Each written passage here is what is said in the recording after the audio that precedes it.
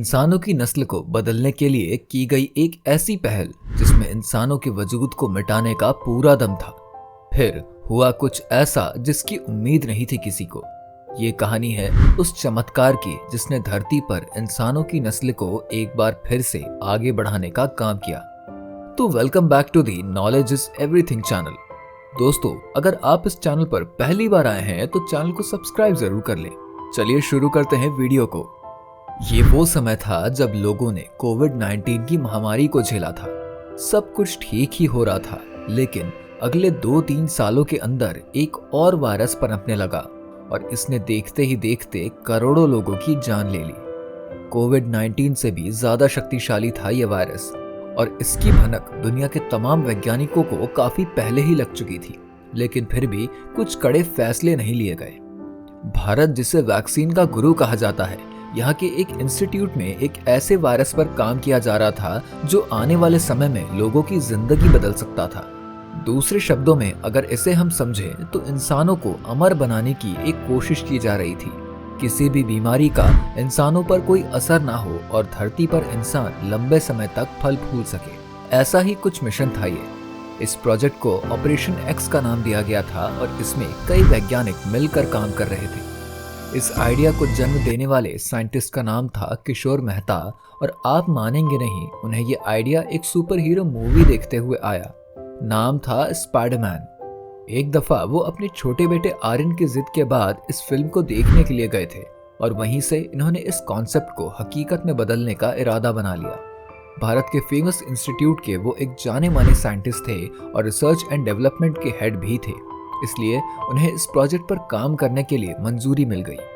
सालों की मेहनत के बाद जब ये वायरस बनकर तैयार होता है तो सबसे पहले इसका टेस्ट एक बंदर पर किया जाता है, क्योंकि बंदर इंसानों के पूर्वज रह चुके हैं। हालांकि टेस्ट के दौरान एक घटना होती है जहां पर एक बंदर टेस्ट के बाद किशोर मेहता को काट कर भाग निकलता है और उसे ढूंढने की कई कोशिश की जाती है, लेकिन वो मिल नहीं पाता। इसके बाद दुनिया के अलग अलग कोनों से अलग अलग तरह के बंदरों को लाया गया और उनके ऊपर इस वायरस का टेस्ट किया गया और कुछ ही समय बाद जब रिजल्ट सामने आया तब सबके होश उड़ गए। ये वायरस हकीकत में काम करने लगा था। ऑपरेशन एक्स सक्सेसफुल हो चुका था।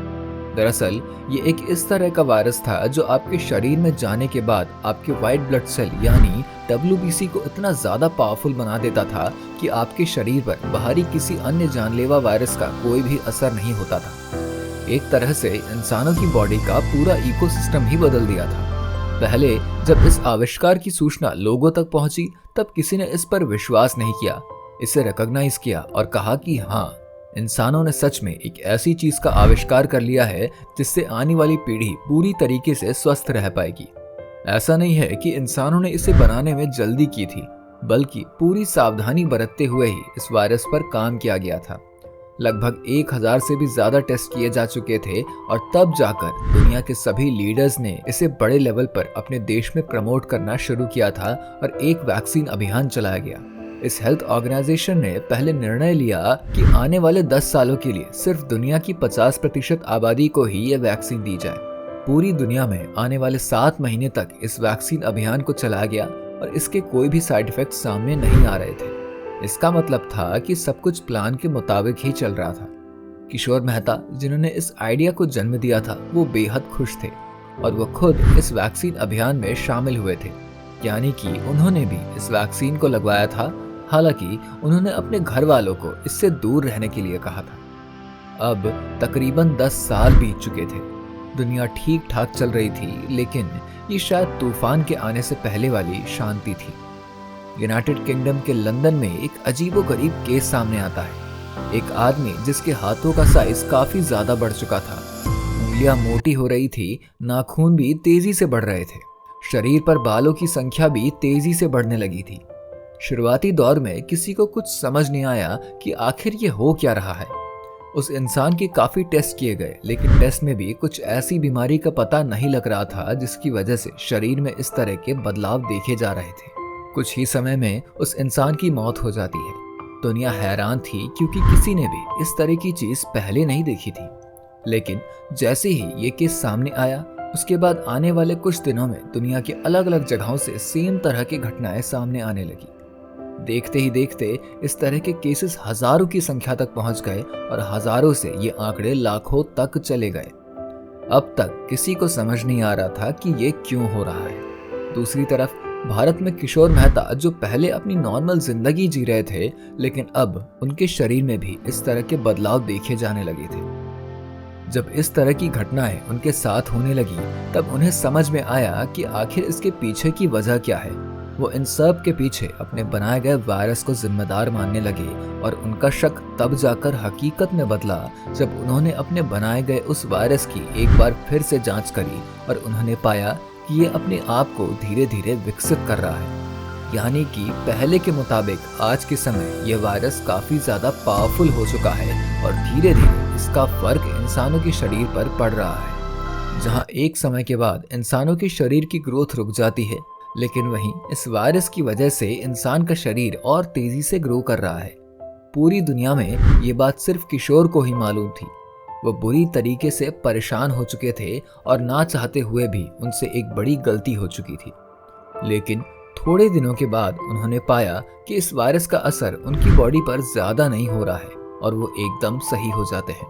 उन्होंने कोशिश करके इस पूरी घटना के बारे में अपने कलीग्स को बताया और साथ में ये भी कहा कि इसका असर मेरे ऊपर नहीं हो रहा है। यहाँ से इस वायरस का एंटीडोट बनाने का काम शुरू होता है। दुनिया की अलग अलग सरकार इस काम पर लग जाती है। यहाँ इंस्टीट्यूट में भी एंटीडोट बनाने का काम तेजी से चल रहा होता है।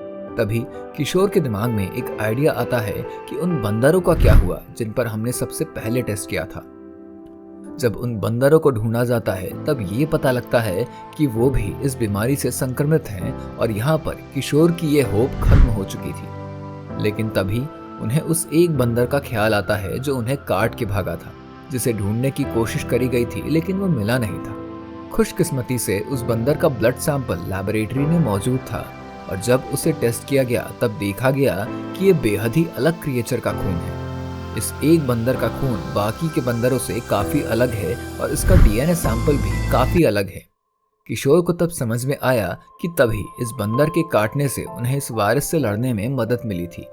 इस बंदर को ढूंढने का काम शुरू होता है। सबसे पहले ये पता लगाया जाता है कि आखिर इस बंदर को लाया कहां से गया था। काफी ढूंढने के बाद पता चला कि ये अंडमान निकोबार में मौजूद एक आइलैंड से आया हुआ बंदर था जो एक समुद्री जहाज की मदद से यहाँ आ गया था। दोस्तों, इस आइलैंड का नाम था नॉर्थ सेंटिनल आइलैंड, जहाँ सदियों से ऐसे लोग रहते थे जो इंसानों से काफी अलग थे। ये वो आइलैंड है जिससे भारत सरकार ने काफी साल पहले एक स्पेशल स्टेटस दिया हुआ था, यानी कि किसी को भी यहाँ आने का अधिकार नहीं था। एक साइंटिस्ट की टीम यहाँ भेजी जाती है। यहाँ रह रहे लोगों के जीने का तौर तरीका काफी अलग था, जिससे साइंटिस्ट भी काफी हैरान थे। जब उनके ब्लड सैंपल को उस वायरस के साथ मर्ज कराया गया तब रिजल्ट पॉजिटिव आए। काफी मशक्कत करने के बाद इस वायरस का सलूशन मिल चुका था और फिर धीरे धीरे करके इसे पूरी दुनिया में रोल आउट कर दिया गया। इंसानों को ताकतवर बनाने वाले इस वायरस ने ही इंसानों की जान मुसीबत में डाल दी थी। लेकिन इस मुसीबत भरी घड़ी में मसीहा बनकर आए वो लोग जो धरती पर ना जाने कितने करोड़ सालों से रह रहे थे, जो इंसान होकर भी इंसानों से अलग थे। तो दोस्तों, उम्मीद करते हैं आपको हमारी स्टोरी पसंद आई होगी। इस वीडियो को लाइक और शेयर करके हमारे चैनल नॉलेज इज एवरीथिंग को सब्सक्राइब कर लें और बेल आइकन दबा दें ताकि आने वाली वीडियो का अपडेट आपको मिल सके।